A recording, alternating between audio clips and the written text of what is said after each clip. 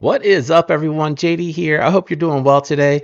Got a rapid review for you. Let's jump into it.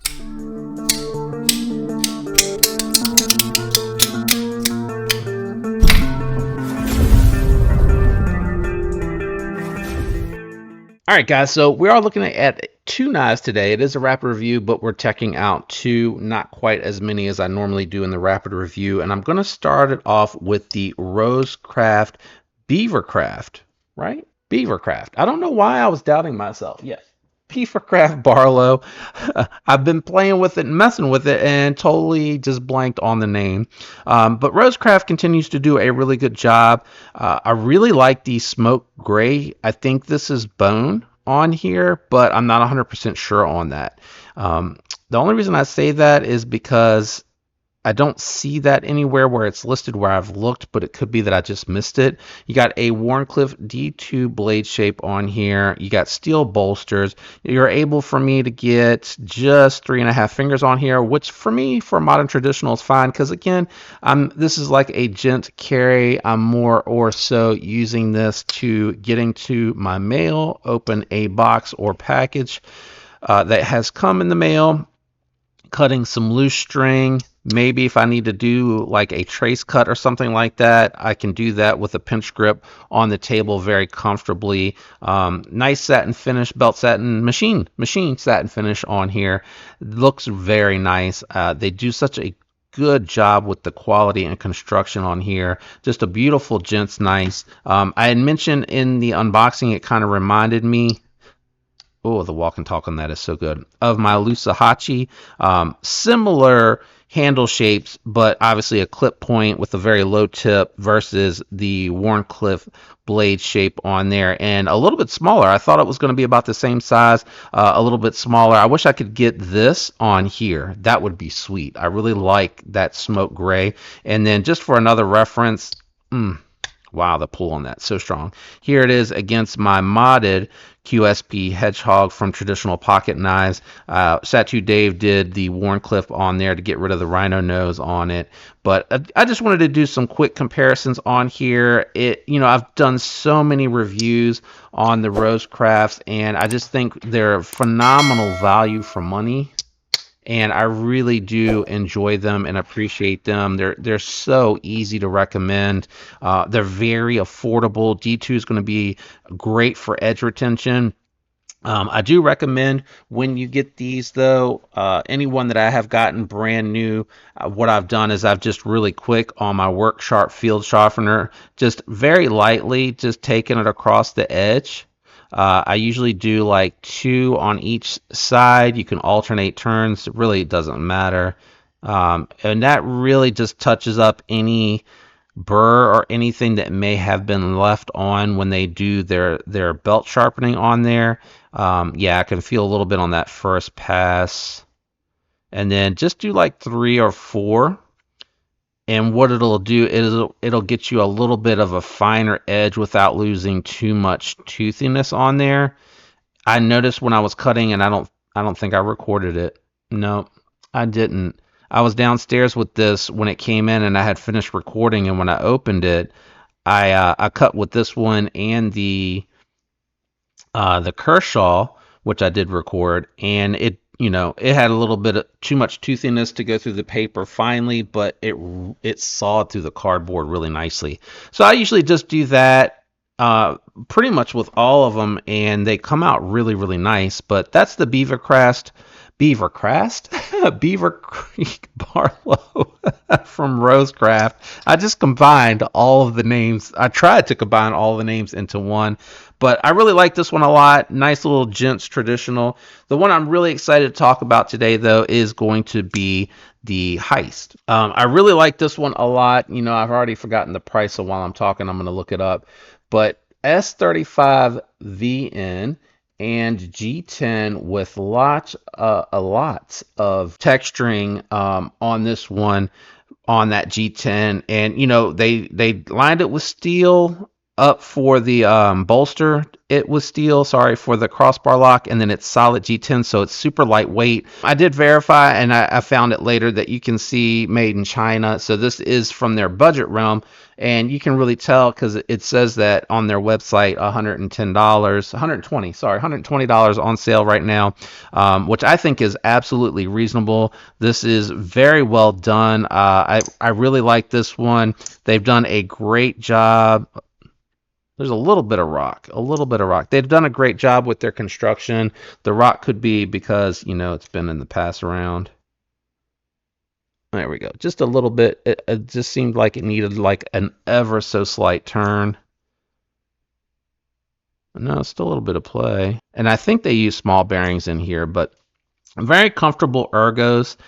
For me, it's 3.5 finger grip, so a little bit smaller. The S35VN has a very nice factory edge.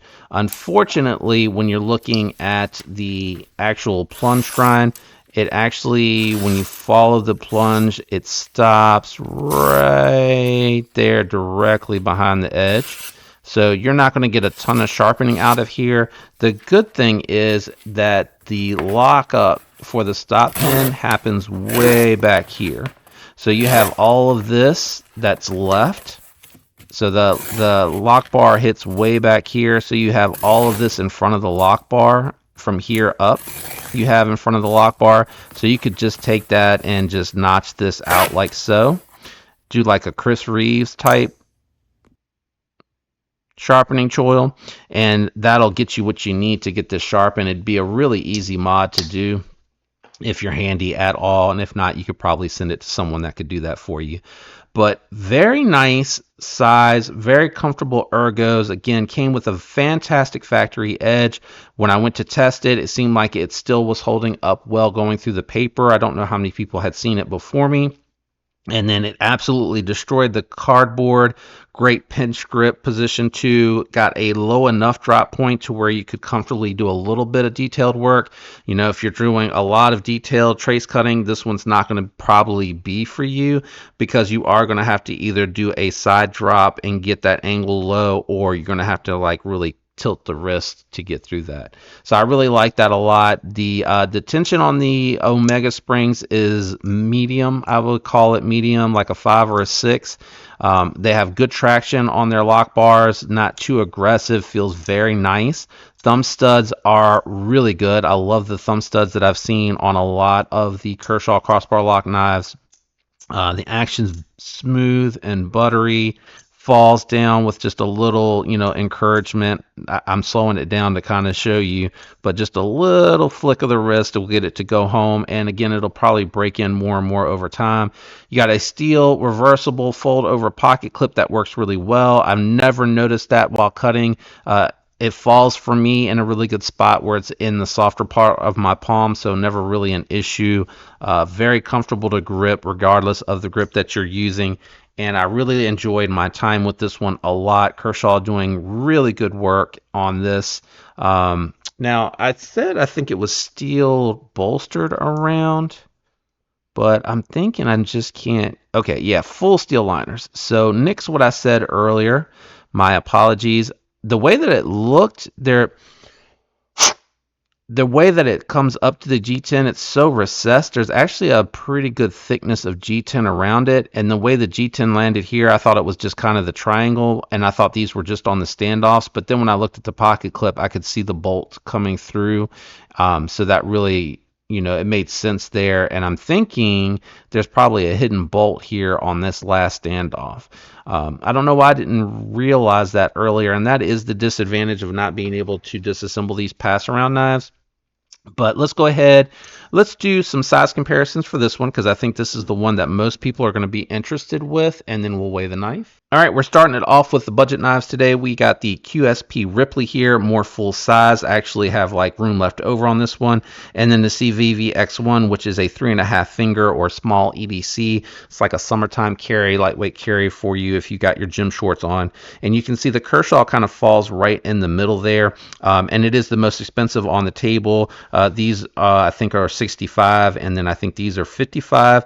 This one coming in from China, but with S35 yen, which is a far superior steel, coming in at 120 according to Kaiser's website. Let's do a couple more and then we'll get the scale out. All right, we got the Spyderco Manix 2 lightweight crossbar style lock. It's a ball cage lock, I know, but it has a crossing bar, but the ball in the crossbar is the way that this locks up, whereas this is a full bar, so a little bit different. And then your compression lock here, as you can see, it's kind of in between. It's a little bit bigger than your Para 3 lightweight, but a little bit smaller than your Manix 2 lightweight, which I thought was very interesting. Let's do close profile and then we'll weigh the knife. All right, and you can clearly see closed up, it takes out the least amount of real estate as I bumped the knife forward. So it's very close. Probably on camera going to look like it's really close, but you can see it's ever so slightly longer than your Para 3 lightweight. And then lining up the Manix 2 the best that I can, you can see it is a little bit shorter. So definitely less diameter. And then I think with the profile here, they're very similar in profile thickness to these two Spydercos, the Heist is rather.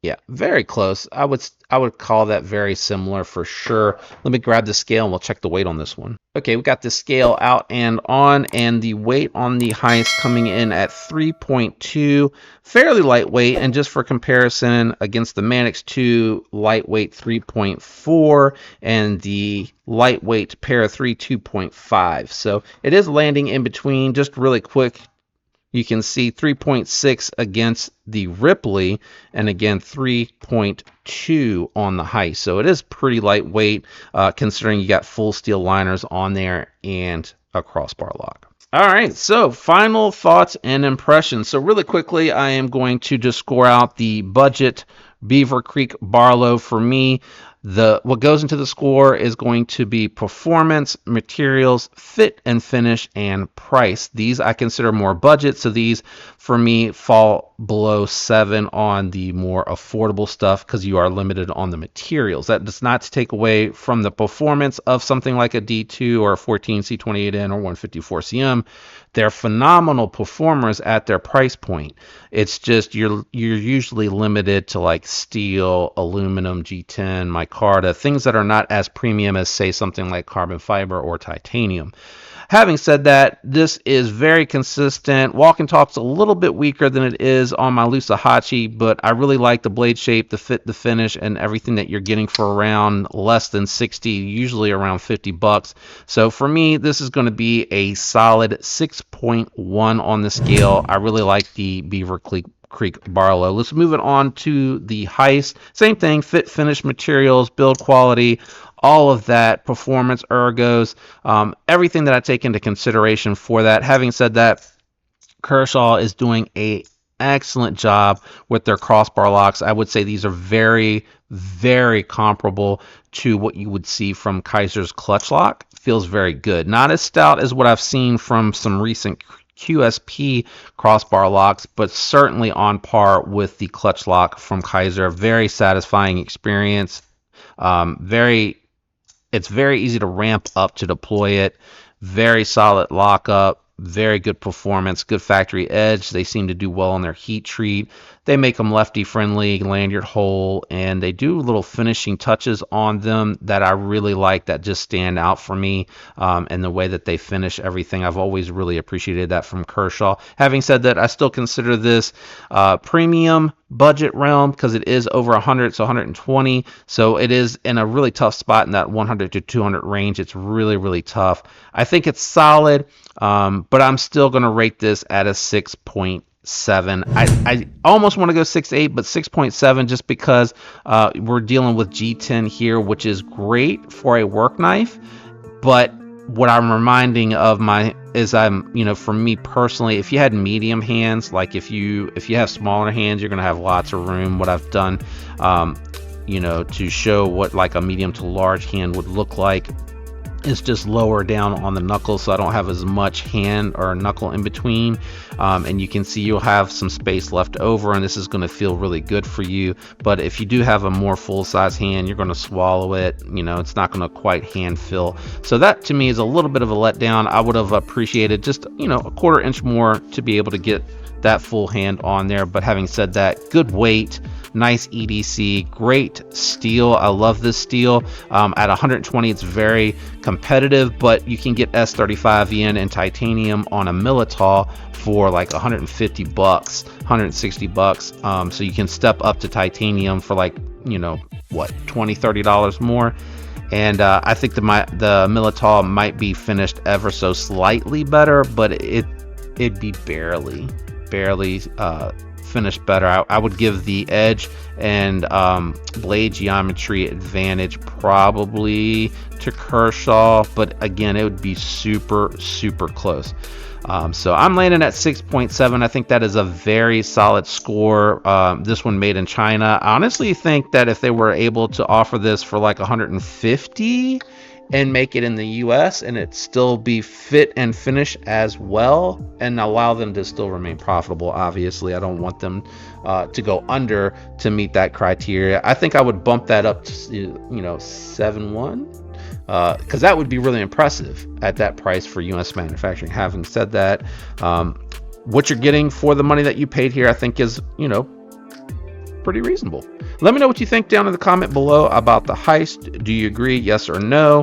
Also, what are your thoughts on the Beaver Creek Barlow? Do you like this one? Don't you like this one? I wish it was like the size of the Lusahachi.